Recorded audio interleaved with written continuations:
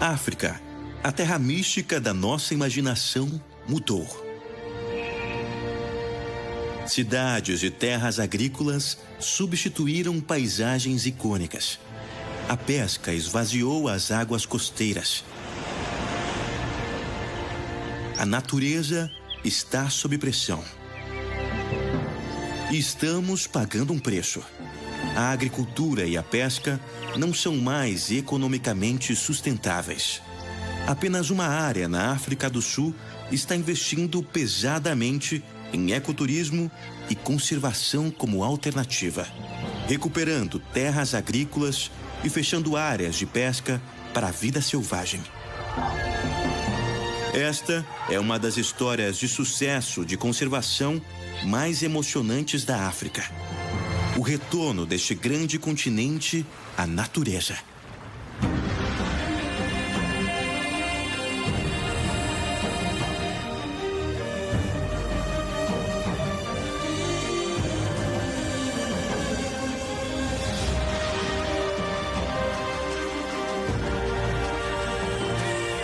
África, horizontes selvagens. O retorno à natureza.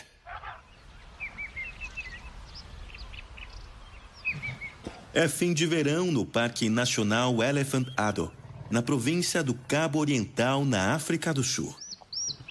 Os ecossistemas prósperos do parque crescem com populações vibrantes de muitas espécies emblemáticas, incluindo elefantes, dos quais o nome do parque é sinônimo. Este é o terceiro maior parque nacional da África do Sul.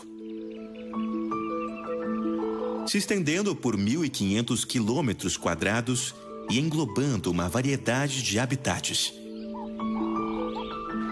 De matagais espinhosos e montanhas áridas aos oceanos produtivos no alto mar. A diversidade de habitats de Ado decorre de seu tamanho e localização no Cabo Oriental. Toda a região da África Austral é conhecida pela diversidade de paisagens. Mas em nenhum outro lugar isso é mais aparente do que nesta província. Aqui, todos os 6 principais ecossistemas da África do Sul convergem. As majestosas montanhas de Drakensberg ficam sobre vales densamente arborizados.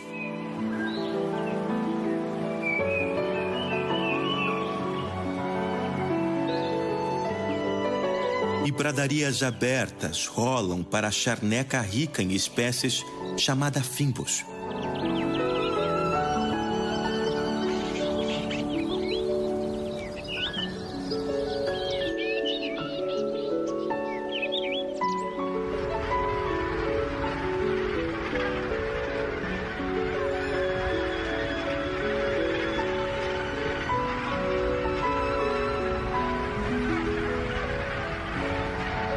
Uma costa vibrante, cheia de vida, dá lugar às planícies desoladas do Grande Karoo. Tudo dentro das fronteiras do Cabo Oriental. Tragicamente, em muitas partes da África do Sul, as maravilhas naturais estão sob pressão. Os oceanos estão com sobrepesca. E na terra, grande parte da região tem sido densamente povoada e cultivada ao longo da história registrada. Durante os anos 1800, colonos europeus esculpiram pequenas propriedades rurais nos matagais impenetráveis do Cabo Oriental e criaram campos abertos para plantações e gado. Caçadores em busca de carne e troféus dizimaram a abundante vida selvagem da província. Agricultores atiravam em predadores à primeira vista, os considerando daninhos. No início de 1900, a África da nossa imaginação havia desaparecido.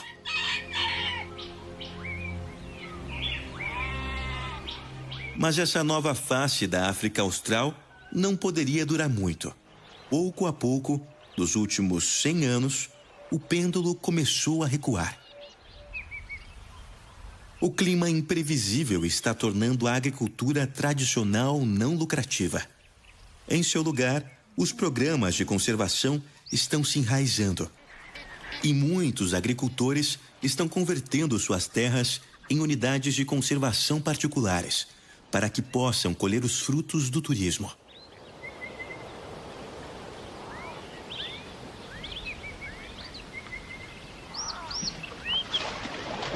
Um dos maiores proprietários que lidera a recuperação de terras para a vida selvagem é o próprio governo sul-africano, que criou uma rede de parques nacionais.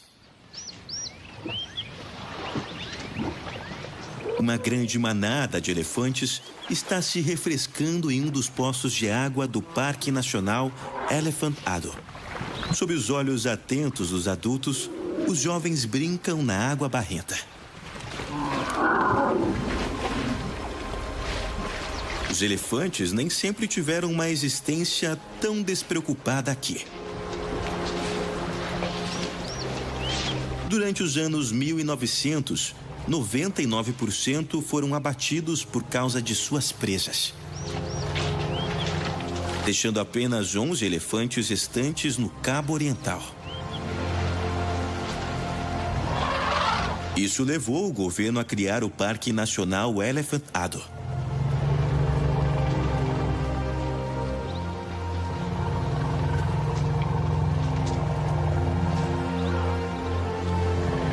Protegida da caça, a pequena manada de elefantes teve a chance de se recuperar.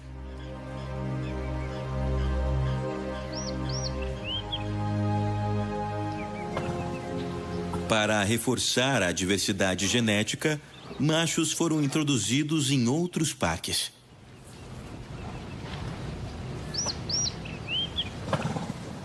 Hoje, Ado se destaca como uma história de sucesso em conservação.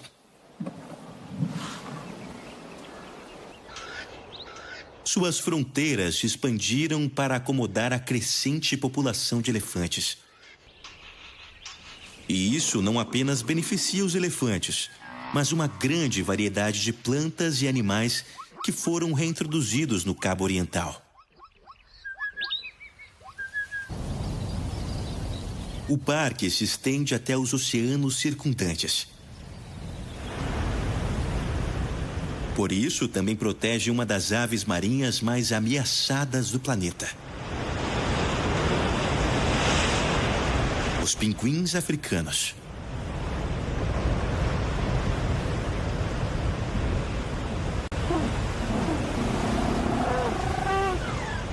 A maioria deles vive aqui na Ilha dos Pássaros, dentro das fronteiras do Parque Nacional Ado.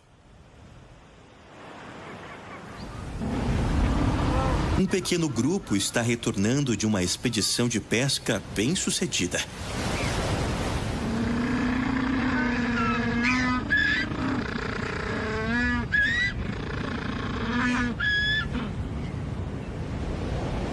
Como os elefantes, suas populações estão severamente esgotadas.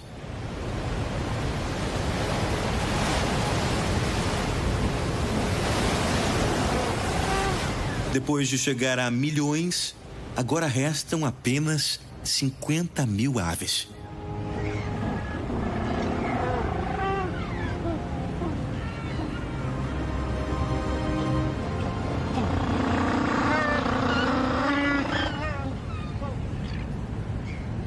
Este afloramento rochoso é o lar da maior população restante em qualquer lugar do continente.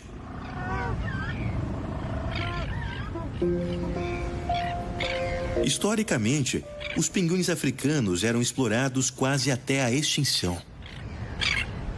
Suas casas nas ilhas, devastadas por humanos. Durante os anos 1800, o mundo descobriu que os excrementos de aves marinhas, também chamadas guano, produziam excelentes fertilizantes. Frotas partiram da Europa em busca desse ouro branco.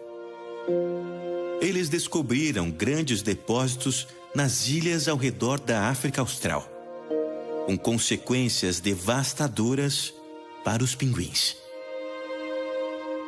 Pinguins se enterram no guano para fazer seus ninhos. O guano é um substrato sólido e as tocas resultantes protegem as aves adultas e seus filhotes das condições atmosféricas. Ao retirar o guano da ilha, os humanos destruíram os habitats naturais de ninhos dos pinguins. E, consequentemente, as populações entraram em colapso. Para piorar a situação, os ovos de pinguim foram considerados uma iguaria e milhões deles foram coletados para as mesas da Europa. Os mineiros de guano e as tripulações de navios também descobriram que os corpos gordurosos e as penas oleosas dos pinguins queimavam melhor do que a madeira úmida da costa. Então, passaram a queimar os pássaros como combustível. Não é de se admirar que os pinguins estavam em risco de extinção. Hoje, a ilha e seus habitantes estão protegidos. Os ambientalistas estão lutando muito para salvar as espécies.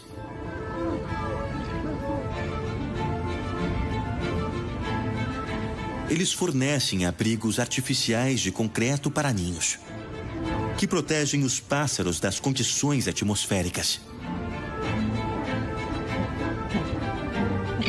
Por enquanto, os números da população estão estáveis, mas ainda há preocupações quanto ao futuro de um dos personagens mais carismáticos da costa africana.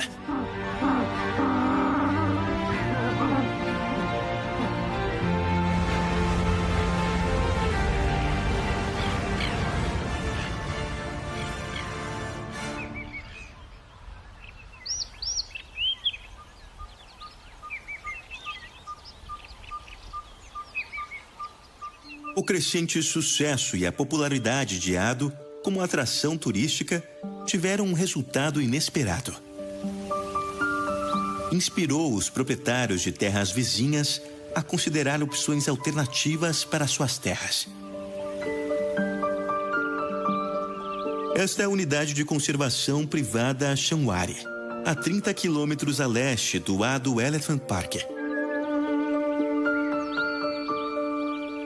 Há 20 anos, os proprietários compraram uma pequena fazenda de 1.200 hectares e a converteram nessa unidade de conservação da vida selvagem.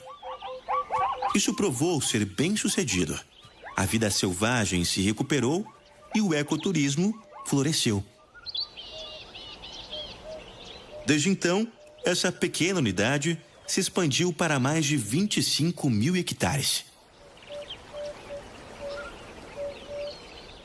À medida em que cresce, Shanwari reintroduziu com sucesso muitas espécies ausentes há muito tempo do Cabo Oriental. Agora é uma das unidades de conservação de maior sucesso na África do Sul e é uma atração turística lucrativa.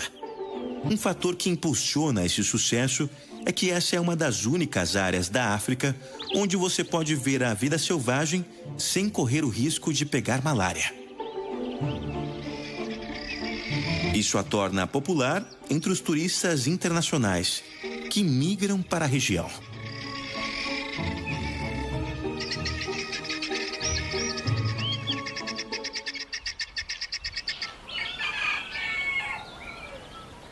Converter fazendas tradicionais em unidades da vida selvagem tem suas dificuldades.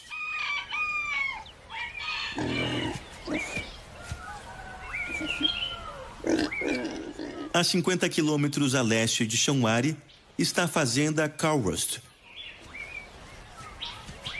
Embora pareça uma fazenda convencional, na verdade é um dos mais recentes projetos de conservação da região. Recentemente, os novos proprietários compraram a fazenda e a estão convertendo em reserva privada da vida selvagem.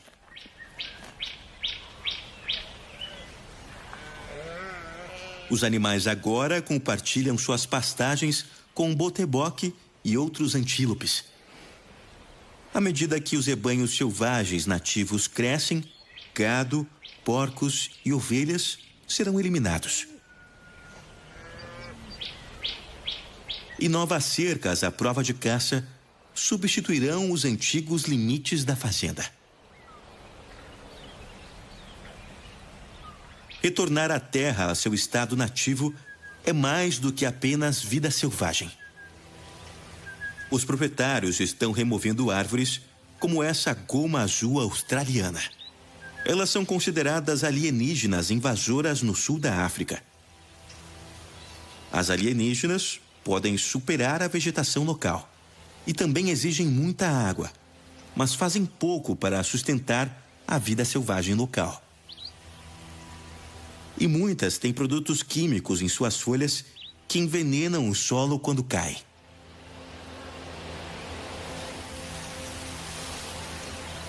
Portanto, para que as reservas voltem à natureza, até mesmo árvores majestosas como essas precisam desaparecer.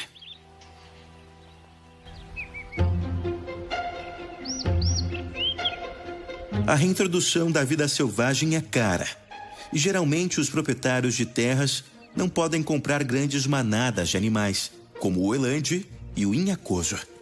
Então, eles optam por introduzir pequenas populações fundadoras, que com o tempo podem se transformar em rebanhos maiores.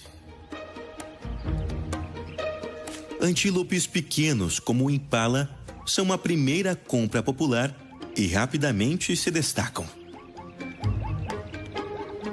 E o futuro repousa sobre o sucesso reprodutivo desses indivíduos.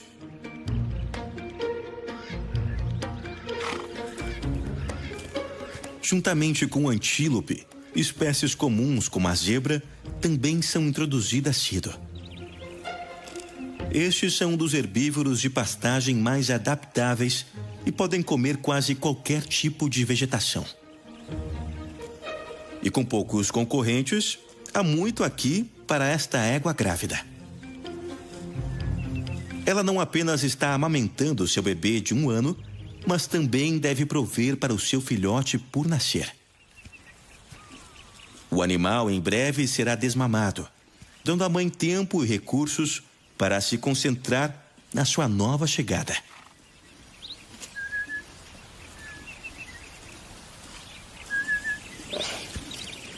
Outra mãe está se alimentando ao lado de sua família. Javalis africanos têm temperamentos difíceis e são uma das poucas espécies selvagens que sobreviveram ao ataque agrícola. Mas o hábito de invadir as plantações não agradava aos fazendeiros, que atiravam neles à primeira vista. À medida em que as áreas protegidas crescem, os seus números aumentam. Os filhotes têm quase 6 meses e agora estão prontos para serem desmamados.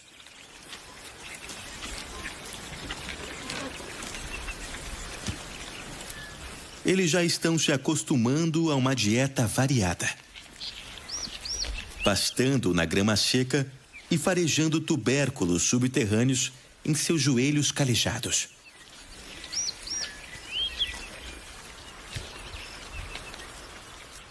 Um javali robusto segue logo atrás. Ele é atraído pela mãe dos filhotes porque ela está no cio.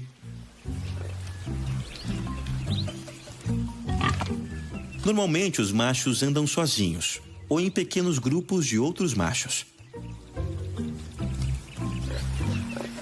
Com a dependência de seus bebês chegando ao fim, ela está pronta para acasalar novamente.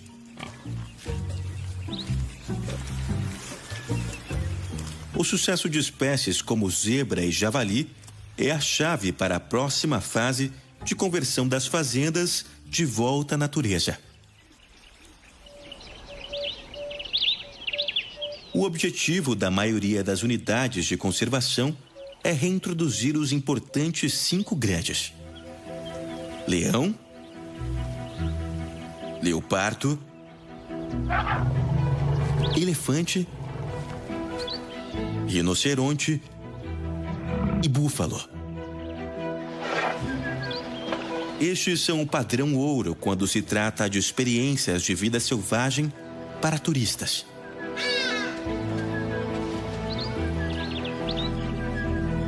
O turismo é um dos negócios que mais crescem na África do Sul. E o cartão mais importante do país é a vida selvagem.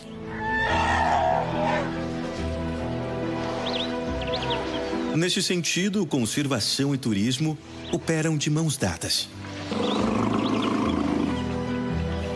O sucesso de um impulsiona o sucesso do outro. Mas todas essas espécies são desafiadoras para os proprietários de terras. Para os 5 grandes, o maior requisito é espaço. A área de terra disponível é uma das considerações mais importantes para determinar se carnívoros como leões e leopardos podem sobreviver naturalmente.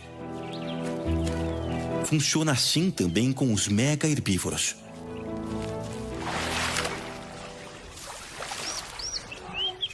Em grandes unidades governamentais como o Ado, as populações de elefantes se multiplicaram. A reintrodução e o sucesso de uma espécie como essa podem ter efeitos indiretos para muitas outras.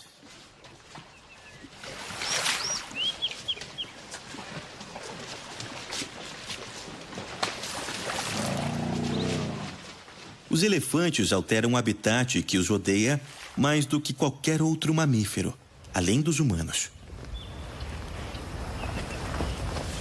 E muitas plantas e animais aqui estão se beneficiando de sua presença.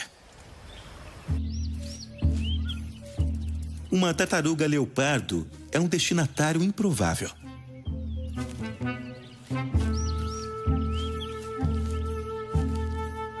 Ela está procurando por suculentas, mas geralmente são difíceis de acessar quando estão cobertas por matagal denso e espinhoso.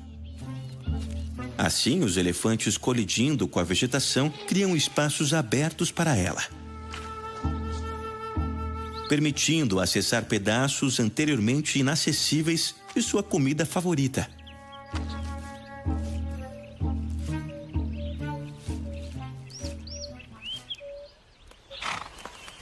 Até árvores derrubadas por elefantes servem a um propósito. Elas servem como postes úteis de arranhar, especialmente bons naqueles lugares de difícil acesso.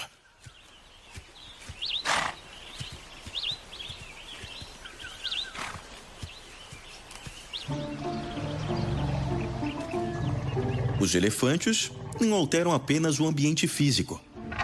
Eles também deixam uma fonte abundante de alimentos para trás.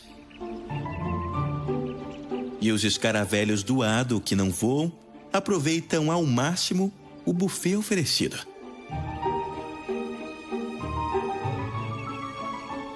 Esta é uma das espécies mais raras de escaravelhos do mundo e outra espécie emblemática dessa unidade. Mas Ado é relativamente seco, ao contrário das savanas úmidas, onde a maioria das outras espécies de escaravelhos prosperam. E assim, para sobreviver aqui, estes besouros trocaram a capacidade de voar por um ar-condicionado a bordo. Eles evoluíram para que onde costumava haver asas, agora há uma caixa vazia. Esse espaço aberto retira o calor do corpo, mantendo os escaravelhos pretos frescos.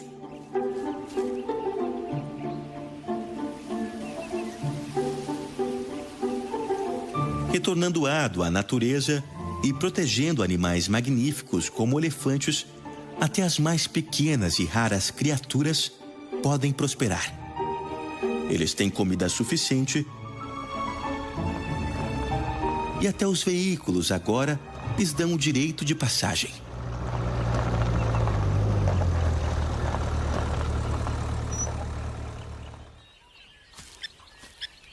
Como os elefantes, os carnívoros precisam de grandes áreas para sobreviver na natureza.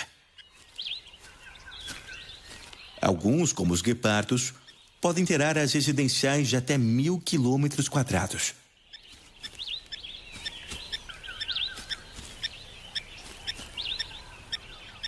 Em grandes unidades, como o Hato e Chamuari, os guepardos e outros predadores vagam pelos bosques do Cabo Oriental. Essas unidades são grandes o suficiente e estabeleceram uma quantidade de populações de presas para sustentar os carnívoros. Mas muitas unidades ainda estão em processo de conversão para voltar à vida selvagem e são pequenas demais para os predadores vagarem livremente. Uma dessas unidades de conservação privada é Shibuya, a 120 quilômetros a leste de Ado. Aqui, os administradores foram forçados a fazer um compromisso difícil. Embora os herbívoros estejam bem por aqui, Shibuya ainda não é grande o suficiente para que grandes predadores prosperem e consigam caçar. Então, eles introduziram leões em uma área cercada de 75 hectares, onde podem ser alimentados. Isso não é o ideal, mas os leões são importantes atrações turísticas. Enquanto os visitantes se deleitam com o cenário natural desta unidade, os animais são o principal atrativo e o turismo é a chave para financiar o local. Então, por enquanto, os felinos precisam se contentar com as refeições fáceis que aparentemente caem do céu e olham para o futuro quando Shibuya puder comprar mais terras, permitindo que os leões vaguem livremente mais uma vez. Enquanto os leões permanecem atrás de suas cercas, muitas outras espécies prosperam em um ambiente seguro. A unidade estava naturalmente coberta de matas e vegetação densa, até que a agricultura a substituiu por passos abertos de grama. Já não cultivados, estes campos abertos fornecem novos habitats.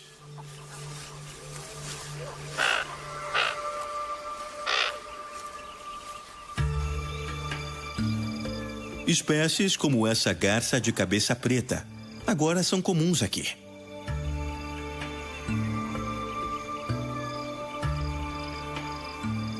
Ela está se alimentando de répteis e sapos na grama e não teria habitado os matagais espinhosos naturais.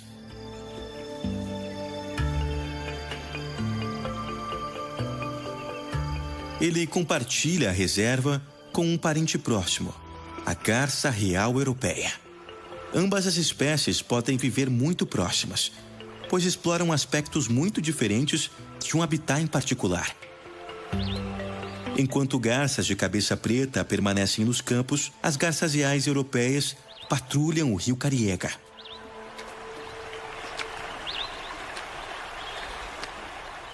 Sapos e répteis também estão no cardápio, mas as presas mais importantes são os peixes.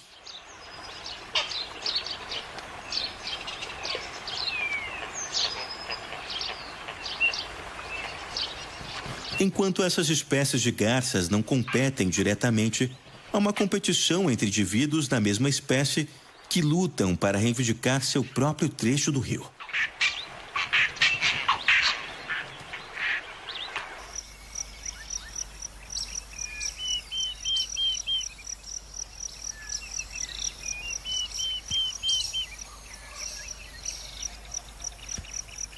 Longe do rio, dois enralas machos estão se exibindo. Eles circulam um em volta do outro, como boxeadores pesados. É época de acasalamento, e esta é uma dança por domínio. Eles estufam seus pelos, fazendo movimentos lentos e acentuados. Seus movimentos cuidadosamente coreografados evoluíram para mostrar sua forma e permitir que se avaliem sem ter que recorrer a combates físicos. O perdedor logo se retira. Ele terá que encontrar outro território. O vencedor ganha a chance de acasalar. Enquanto os enralas machos negociam seu domínio, outros antílopes já o estabeleceram. E esse macho bonteboque dominante e territorial tem em mente a procriação.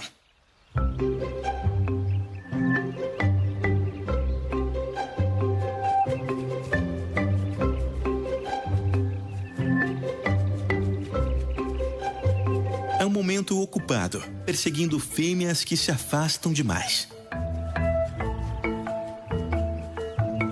E mantendo outros pretendentes machos distantes.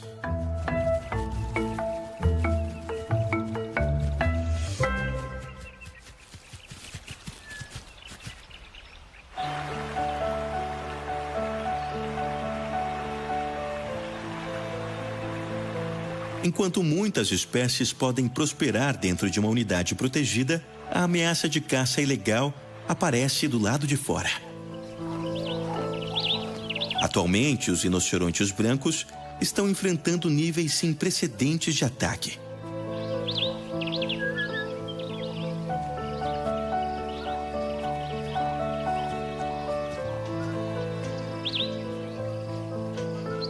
Eles só dão à luz a filhotes a cada 2,5 anos até 5 anos.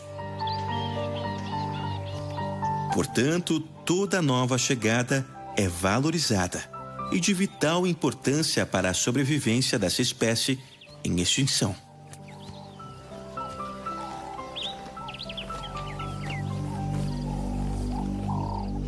Mas mesmo as mães protetoras de 2 toneladas são impotentes diante dos caçadores cruéis armados com armas automáticas.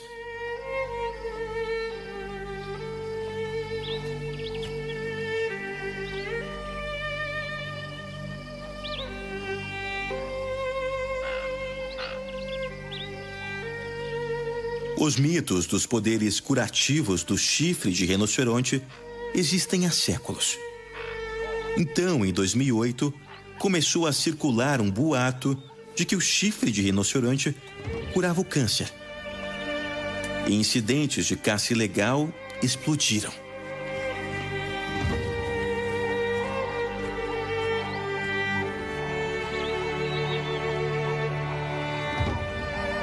Na realidade, o chifre de rinoceronte é feito de nada mais que queratina, a mesma proteína que compreende unhas e cabelos humanos.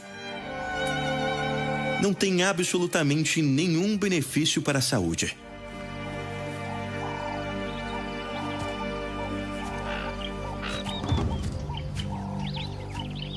Quanto mais visitantes viajarem para unidades protegidas, mais recursos terão para combater ativamente a praga da caça ilegal. Mas em 2014, um rinoceronte foi morto a cada 8 horas. Assim, à medida em que mais partes do Cabo Oriental retornam à natureza, há mais proteção para espécies como os rinocerontes, mas seu futuro ainda está em jogo.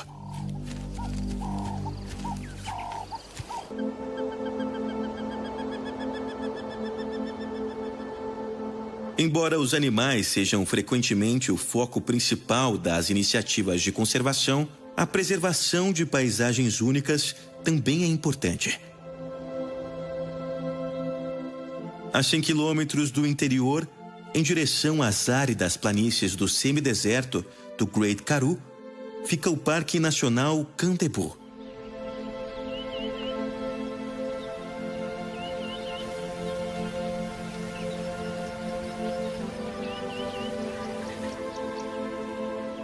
Essas formações rochosas foram criadas milhões de anos atrás.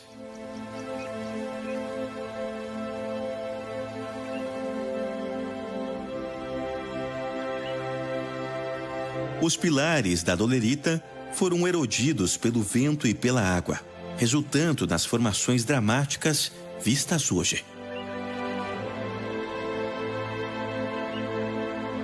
Essas características marcantes são únicas e, portanto, garantiram sua inclusão na rede de parques nacionais.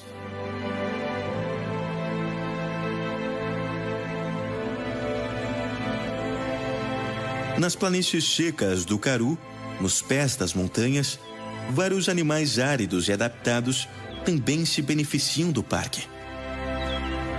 Os avestruzes atravessam a paisagem seca.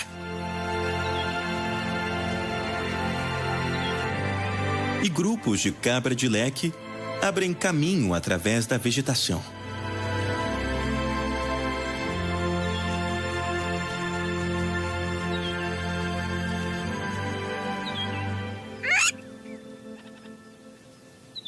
Um abibe coroado está defendendo seu ninho.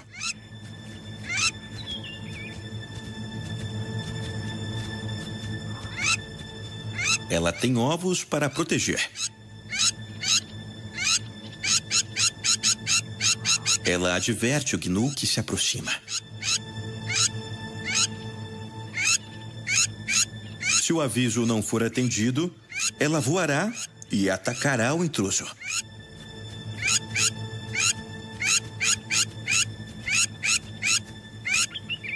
Por enquanto, o perigo passa e ela volta à sua longa vigília.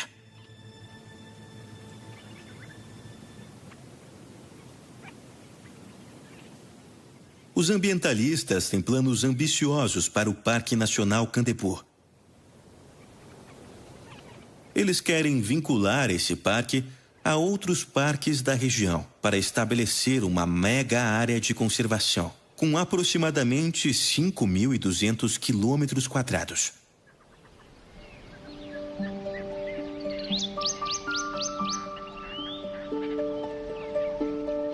Como muitas áreas do Cabo Oriental se voltam para a conservação, o processo não deixa de ter dificuldades.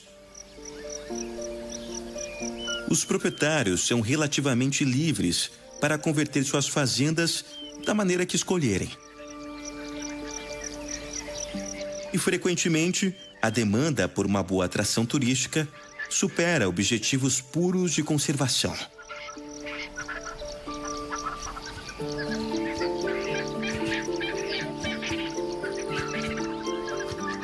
Os turistas esperam ver espécies africanas carismáticas, como as girafas. Mas elas não pertencem ao Cabo Oriental. Apesar disso, mais de 60% das novas reservas, incluindo a unidade de conservação privada de Pumba, 50 quilômetros a noroeste de Sibuya, introduziram girafas, devido à sua popularidade. Os ecologistas acreditam que espécies que não ocorrem naturalmente ou que não teriam ocorrido naturalmente na área não devem ser introduzidas. A vegetação natural não evoluiu para lidar com seus padrões de pasto e acredita-se que as girafas possam alterar o equilíbrio natural da flora ao longo do tempo. Enquanto esse debate se intensifica, as girafas parecem relativamente confortáveis em seus novos lares.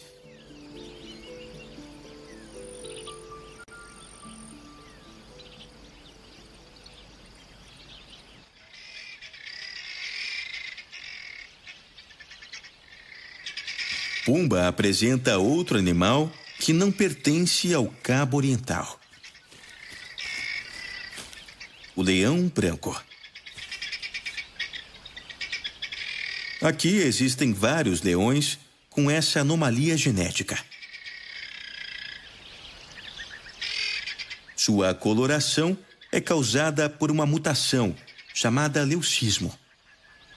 Isso reduz a pigmentação do animal, mas ela não está completamente ausente como em um albino.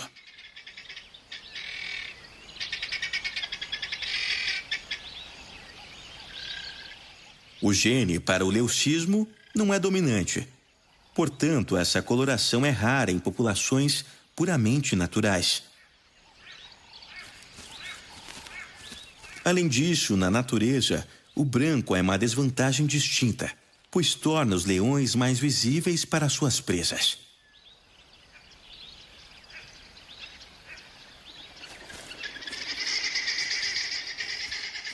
Portanto, os leões brancos não sobrevivem bem. Mas são atraentes para os turistas. Por isso, essa raridade genética é preservada aqui em Pumba. E cabe aos ambientalistas e proprietários de unidades de conservação privadas ponderar as necessidades e desejos dos turistas com objetivos estratégicos e puros de conservação.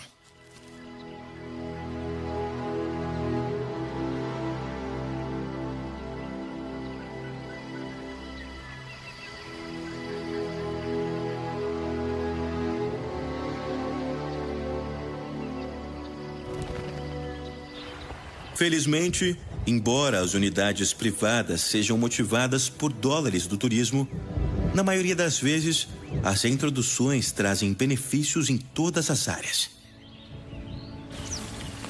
À medida em que as fazendas se voltam para os ecossistemas selvagens, a terra começa a operar mais normalmente. As redes alimentares retornam e os processos ecológicos funcionam de maneira mais natural, ligando os grandes animais aos pequenos. Assim como os escaravelhos dependem de elefantes, as garças vaqueiras dependem de manadas de búfalos.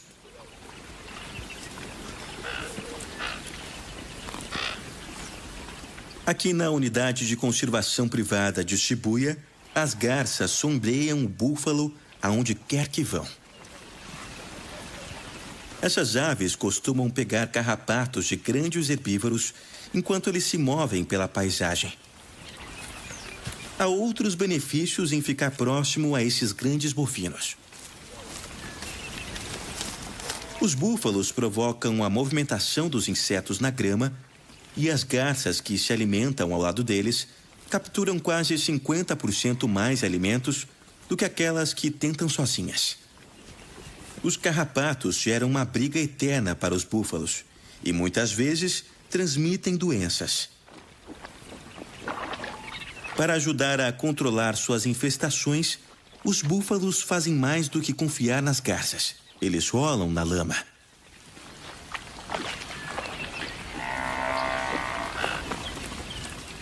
À medida em que a lama seca, o búfalo se raspa, o que ajuda a remover os parasitas.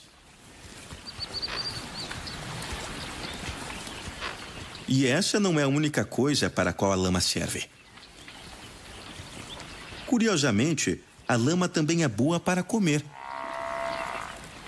Muitas espécies comem lama. Acredita-se que isso ajuda na digestão. E também fornece nutrientes adicionais ausentes de sua dieta. Para que os animais sejam bem-sucedidos, todas as partes de seu ecossistema natural precisam ser preservadas, de uma vegetação saudável até a lama sob seus pés. Embora alguns parques comercializem ativamente os 5 grandes, unidades costeiras como o Ado levaram esse conceito um passo adiante.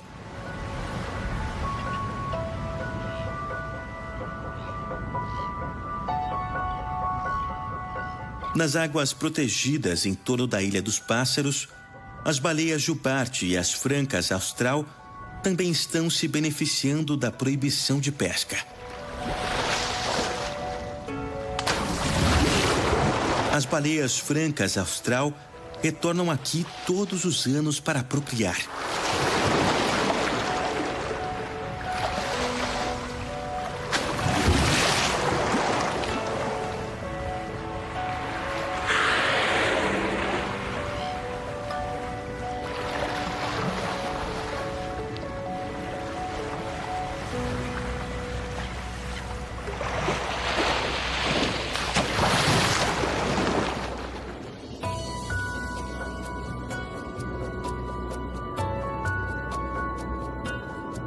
As jubarte passam por essas águas ricas em alimentos à medida em que migram pelos oceanos.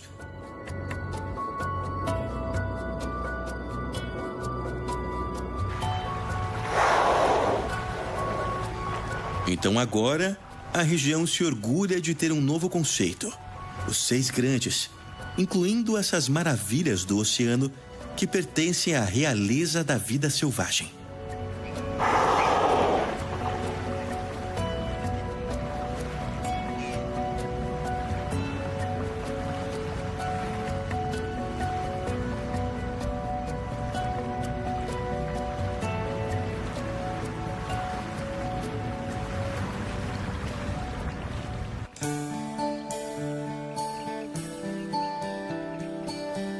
O Cabo Oriental da África do Sul está mudando. É uma província na vanguarda de um crescente movimento de conservação. O sucesso inicial do Parque Nacional Elephant Ado inspirou a criação da unidade de conservação privada Shanwari. Por sua vez, a abordagem pioneira de Shanwari de trazer terras agrícolas de volta à natureza inspirou muitos outros proprietários a seguir o exemplo. E o turismo traz dinheiro. Isso cria oportunidades de emprego em uma província onde 60% da população sobrevivem com menos de $5 por dia.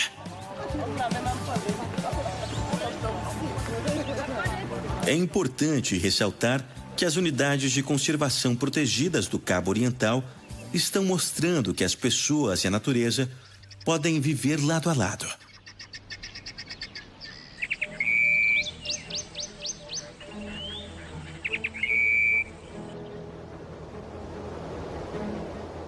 Das altas montanhas do Drakensberg para os agitados bosques dos vales costeiros dos rios. A vida selvagem está voltando.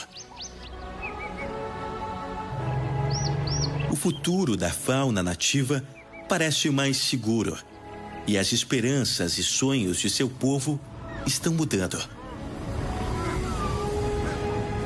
As unidades de conservação oferecem novas oportunidades econômicas e demonstra que humanos e animais selvagens podem andar juntos no futuro para benefício de todos.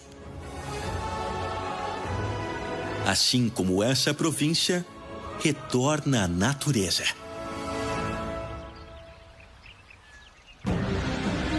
Em memória do rinoceronte Bingo e suas duas companheiras,